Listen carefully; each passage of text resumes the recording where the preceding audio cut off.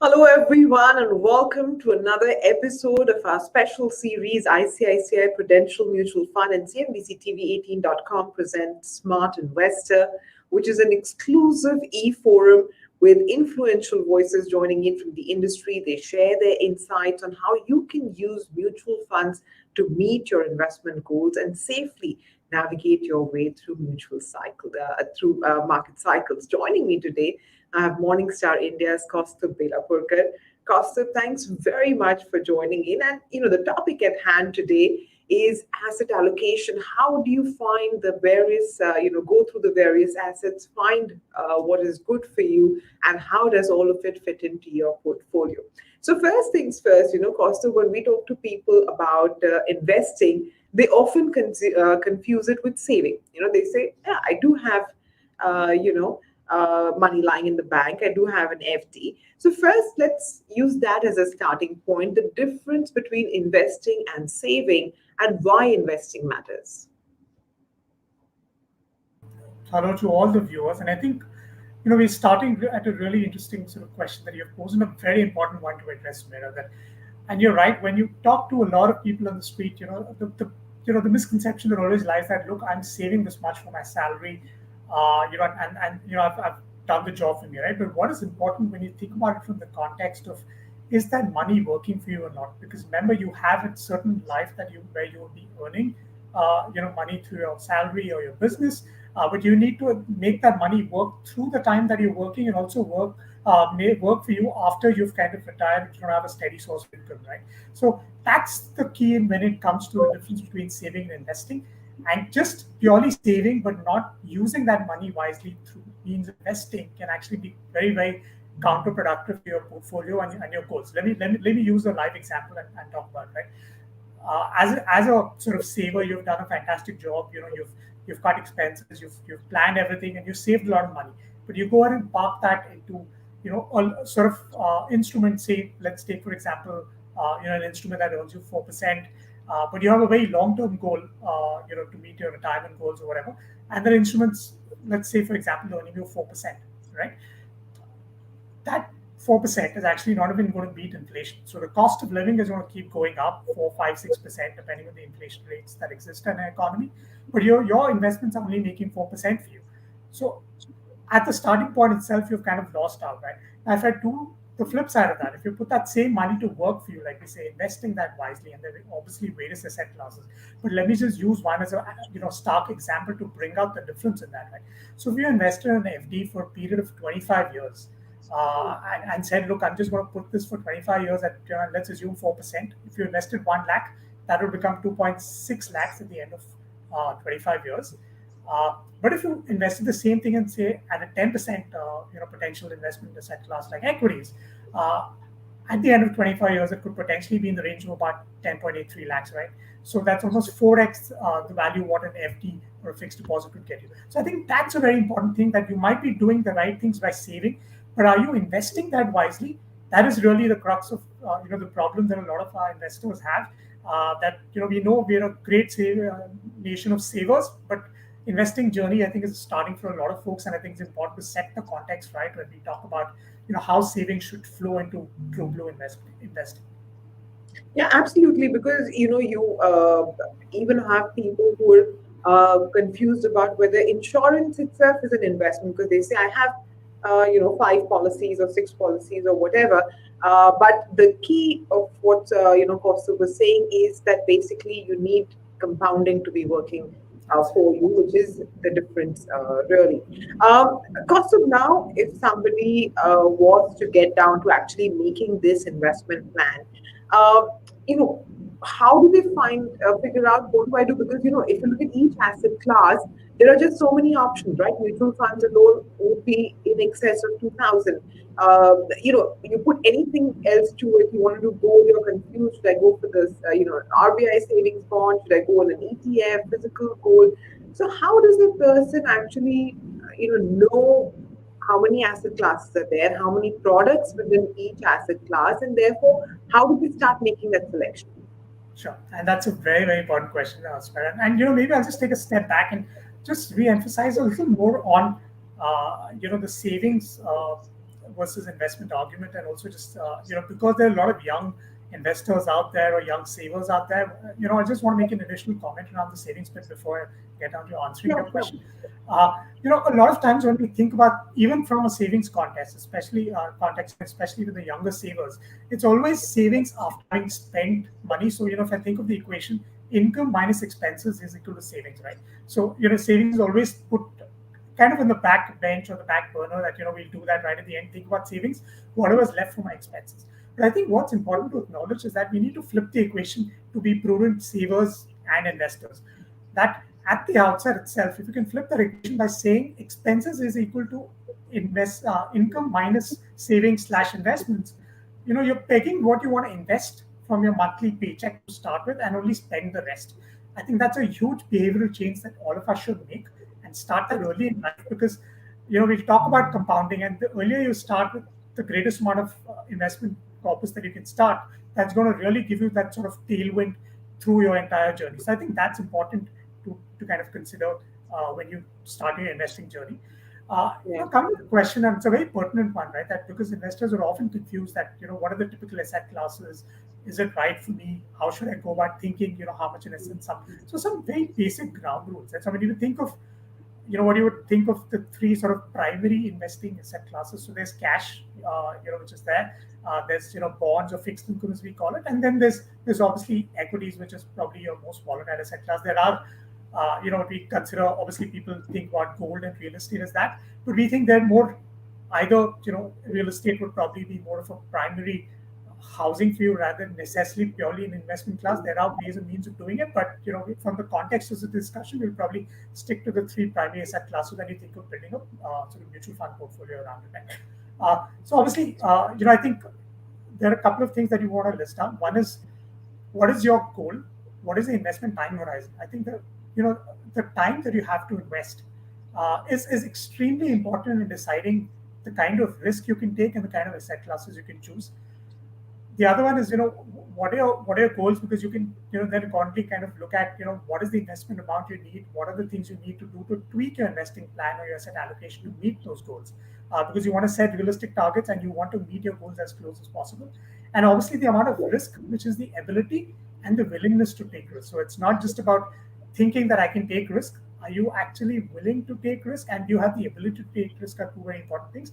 And these three things I think investors need to very clearly lay out on the table when they think about, and those would be the underpinnings of deciding that what should be an ideal asset allocation for your portfolio. And it could be very, very varied depending on the investor type, the life cycle they're in. Like I said, the investment time horizon and the goals. But that would be the starting point when I would list down my investment goals and my objectives.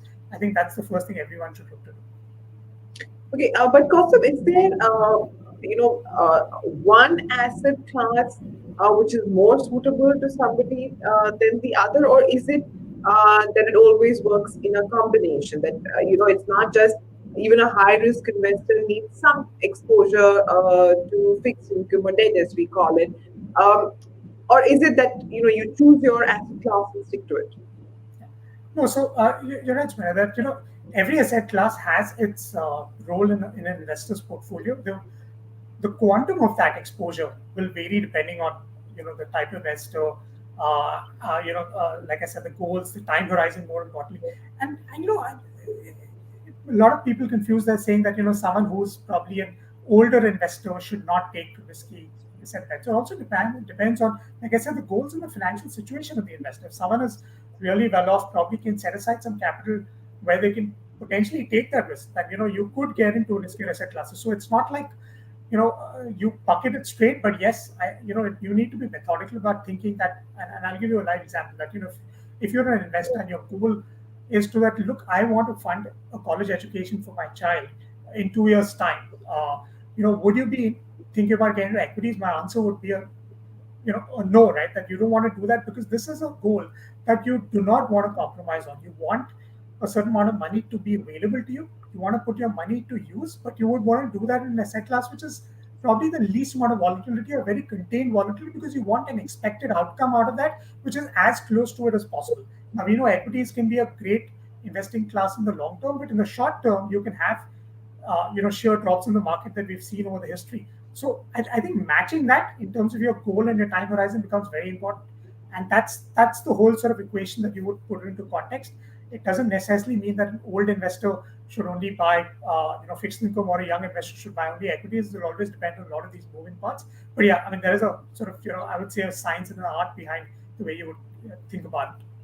Yeah, absolutely. Your point that, don't fall in love with an asset class. See what is, important or required for the goal that you have in mind, and which is why, goal-based asset allocation becomes the foundation or the cornerstone really of Yes. your investment. But, also, if there's one financial product that can probably provide an answer to giving this diversification between asset classes is mutual funds. Do you think, or rather, I would say, would you agree with me that all answers could be found here, provided somebody has put some thought into doing? Absolutely. I think as an investing avenue, mutual funds have options for all, right? I mean, from the most conservative investor to the most short-term investor, someone who wants to, like I said, maybe you need the money a week or 10 days down the line. There's a product for that. Like the example I gave, that you need money in a year or two for a goal that you cannot compromise on. There's a brilliant, you look at fixed income as a product where you can do that, or you want to plan for something as long term as retirement, which is probably, as a young investor, 20-30 years away. There's that whole bunch of equity funds and with varying risk categories you can buy into. So I think mutual fund caters to all the entire sort of investing diaspora, and obviously there are even commodity based funds and things like that. So I think it's a pretty neat product suite that's available to us, and it's only expanding in terms of say global diversification and other options that are coming through. So I would definitely think that it makes a very compelling case for investors when they're looking to build a portfolio. You think about which are the various sort of types of funds you can build depending on your goals, objectives, risks. And I just want to highlight a little more about the risk, because I said the ability and the willingness to take risk. Sometimes we see that either investors are super aggressive and sometimes they're super conservative, right? And we've seen both sides of the spectrum. So, for instance, someone comes and tells us that, look, I want to invest for retirement, but I don't want my portfolio level to drop 10-15% over the next 2-3 years. It's the ability is there, but the willingness seems a little missing, and that's where I think it becomes important to train these people, educate them that, look, you have the ability to take because your runway to investing is a lot longer. You can take on additional risk in the portfolio without having to worry about interim volatility, because that is a part and parcel of investing in a volatile asset class such as equities. But if you can ride over that wave and stay invested, which a lot of investors are successfully doing now in the market, we're very happy to see that. You can make a really good nest egg for yourself if your goal is, say, retirement 2 or 3 decades down the line. So I think it's all about context. No, no, absolutely, because the fear that people, or rather more and more people, may outlive their savings is now so real that the real risk is in not investing rather than in investing. But anyway, Costa, since we're talking about how do people decide, what are the asset classes, why don't you explain a little bit about what will help them decide? Like one you said, of course, is the kind of goal you're looking for. But how do they judge their own risk appetite? What are the factors it depends on? And therefore, how do they make the selection? Sure. And again, I think that's a very important thing to kind of sit down. And I would urge investors, if you think you can't do this yourself, consult a financial advisor, because sometimes working with someone who can literally be a financial coach for you is a very important thing, because they're a sounding board. Not only do they help you in making some of these decisions, but also when you're going through the journey, they hold your hand through that. Whenever there's anything, there are rough, choppy seas, they can actually make you sit back and understand, look, this is what we agreed upon. It's going as we thought it would go in the short term, but stay invested. You're going to meet your goals, right? So I think that's the first piece of advice that I think is important. If you can't do it yourself, do go out and reach someone who's an expert to help you do this. I think a couple of things you should keep in mind. Like I said, first, just you know come down to micros, and maybe today you don't have all the answers, but try to be as detailed as possible, thinking about what are your objectives in terms of what do you want to get out of this pool, and you can break it down into various goals separately, and you can even create pools of investment separately for it, and all together, whatever works for you better, right? So be it short-term goals, I want to buy a house, I want to buy a car, I want to get my kids educated, I want to retire. List those down. I know it's very hard to pin down numbers, but the point is that you got to start somewhere, right? So start doing that and keep fine tuning as you go along. Then when you think about risk, which is the other thing, uh, one is about understanding the risk that's embedded and how much are you willing to take. I think it can be decided by two things. One is obviously your own personal sort of factors, and again, time can be a very important thing, right? So when I talk about personal factors, if there are large cash sort of outflows for you from your own perspective in the near term, your ability to and in a way that's your time horizon, your ability to take risk comes down quite significantly. But if the time horizon is long, your ability to take risk does go up quite significantly, depending on probably other personal circumstances that you expect other interim flows to kind of come in there. I think that's something you need to. It's a very personal situation, but an advisor will help you kind of judge that are you being too conservative or aggressive, so that you kind of make an optimum choice between which is the ideal scenario for you. But do that. Think about that. Look at what's happened with, say, volatile asset classes, such as equities, because that's where a lot of people see a lot of risk.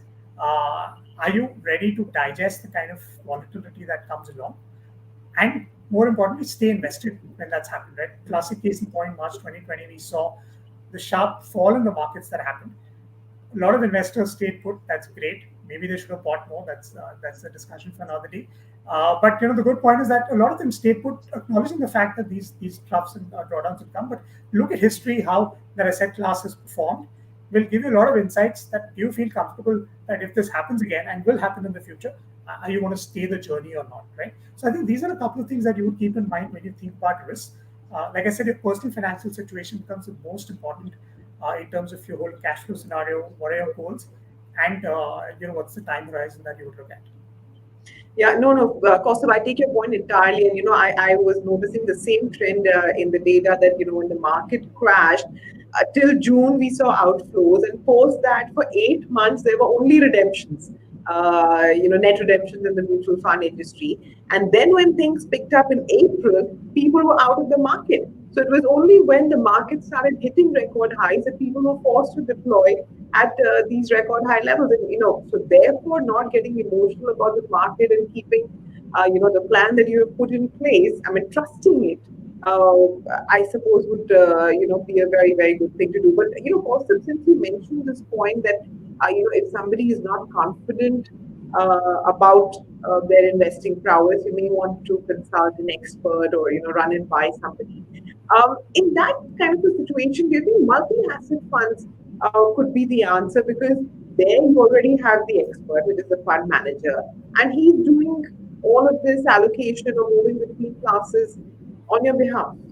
Yeah. So actually, a couple of points to that's better. So I would say partially true, but not completely not, and I'll explain why. Right. So I think multi-asset funds, are a great product because it gives you exposure to various asset classes. But I think the important point to acknowledge is that there's no one-size-fits-all solution, right? Because like we spoke about earlier, that there will be different nuances for every investor's portfolio depending on the overall allocation, and personal situations could change.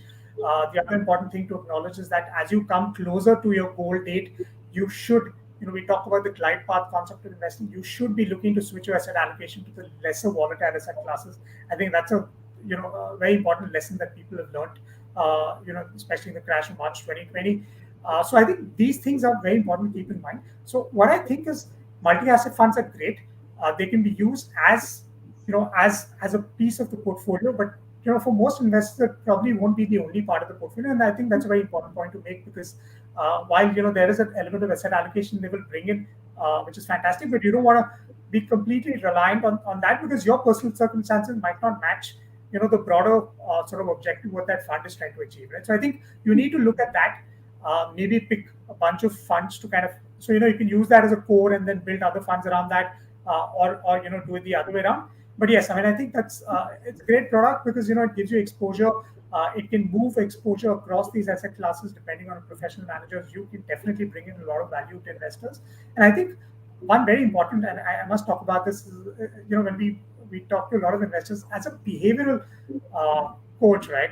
A multi-asset fund can actually do wonders. And let me just quickly talk about that. If I'm a new investor and I buy separate equity debt funds sort of in my portfolio. You can do that either ways, right? So buy standalone funds or buy a multi-asset fund. And when I buy an equity fund and the market crashes and I'm a newbie investor and I see a 30% drop in the NAV of a single fund, I'm perturbed. But the same thing in a multi-asset fund, while the exposure is more modulated, the NAV drop, because it's a mixture of asset classes, the NAV drop optically to me looks a lot more palatable, right? So behaviorally, I'm it's modified that I'm not so worried about, okay, this drop has not been so precipitous, so I'm not worried or in a hurry to exit. So I think that's another beautiful way of thinking about it too. As new investors, probably investors who are just kind of starting their journey, who can potentially get perturbed by equity volatility. This is another very brilliant way of positioning in portfolios, because it just calms them down that look, the fall is not as bad as we saw in the market. So obviously, I mean, it's asset allocation based, but it's a behavioral sort of tweak that you can make through your own portfolio construction also. I totally take your point, because a 15% drop in NAV is more worrying than the joy a 15% rise brings, right? So we are more That's concerned about, erosion of capital. And, I can sort of empathize with that. Kaustav, we're seeing what a record number of demat accounts being opened. SIP registrations are at what some all-time high. Folios are at record highs. For all of these new investors who are now entering, like you said, one good starting point could perhaps be this multi-asset fund, because it sort of handholds you, at least in your initial investing years.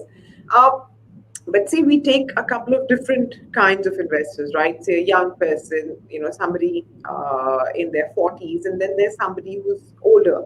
Uh, can you give us a sense of what the model portfolio for all of these could look like?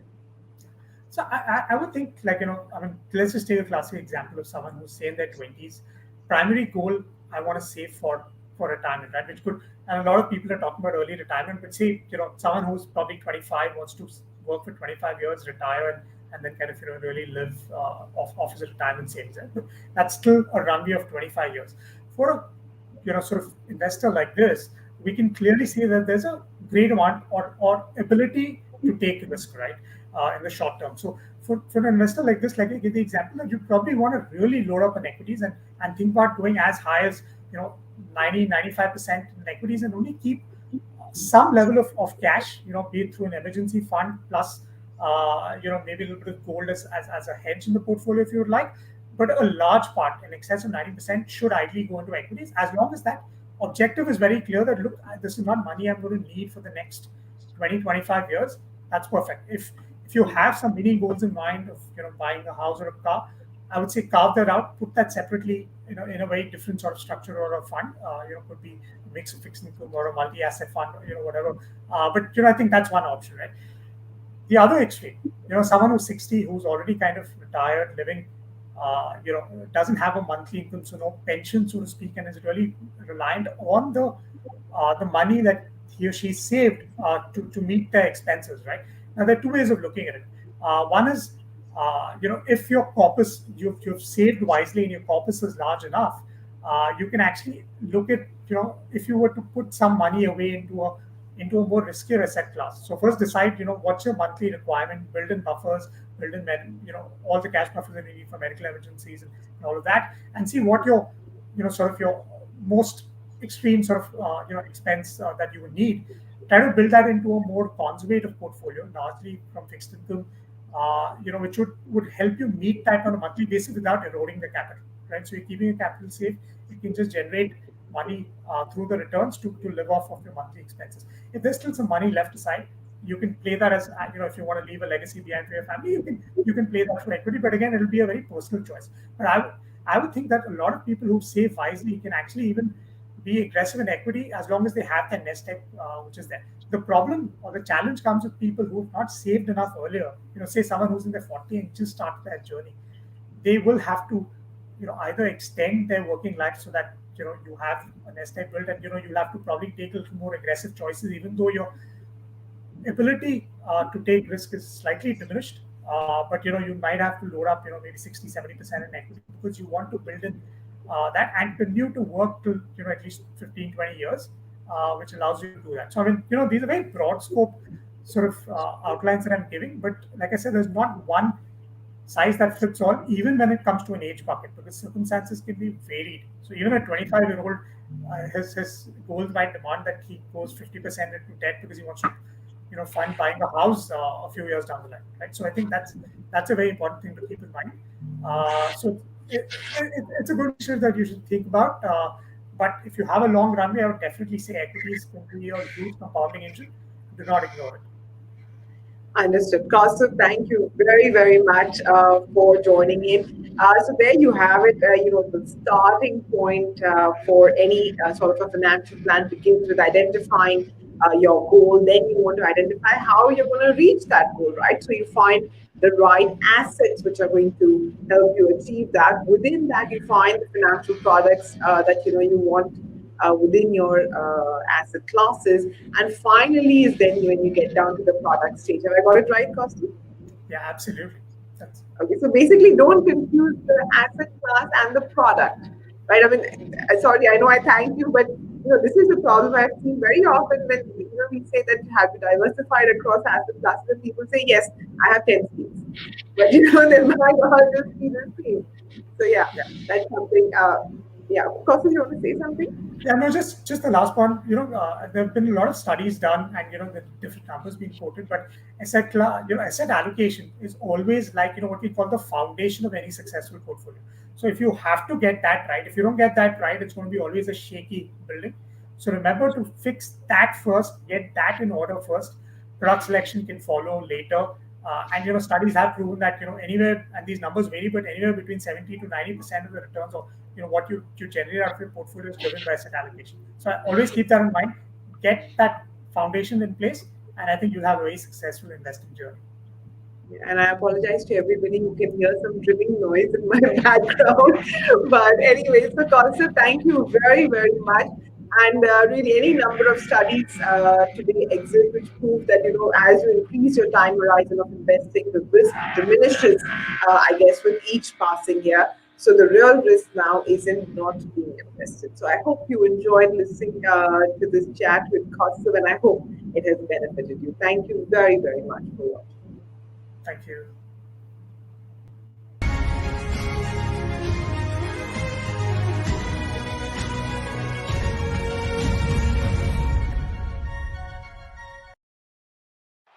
दूसरा run लेने की कोशिश, लेकिन ये run out. चाचू run out. कोई जरूरत नहीं थी रन लेने की। इन्हें तो साथ भेजना ही नहीं चाहिए था। कौन मैदान पर आता है? अब अगला कोई एग्रेसिव प्लेयर आए तो सही होगा ना। अरे एग्रेसिव तो खड़ा है ना स्ट्राइक पे भैया। कोई डिफेंसिव प्लेयर आए तब तो जोड़ी बने। लेफ्ट हैंडेड बैट्समैन की जरूरत है। लेफ्ट हैंड और राइट हैंड का कॉम्बिनेशन बॉलर्स को भारी पड़ेगा। और ये कैप्टन का सही डिसीजन, लेफ्ट हैंडेड बैट्समैन की एंट्री। सही जोड़ी ही मैच जिता सकती है, इसलिए जब हो आपका टैक्स प्लानिंग का मैच, आपको चाहिए टैक्स सेविंग्स और वेल्थ क्रिएशन की सही जोड़ी, जो आपको मिलेगी ELSS फंड के साथ। जब जोड़ी राइट तो future bright. ICICI prudential mutual fund, तरक्की करें। Mutual fund investments are subject to market risks. Read all scheme related documents carefully.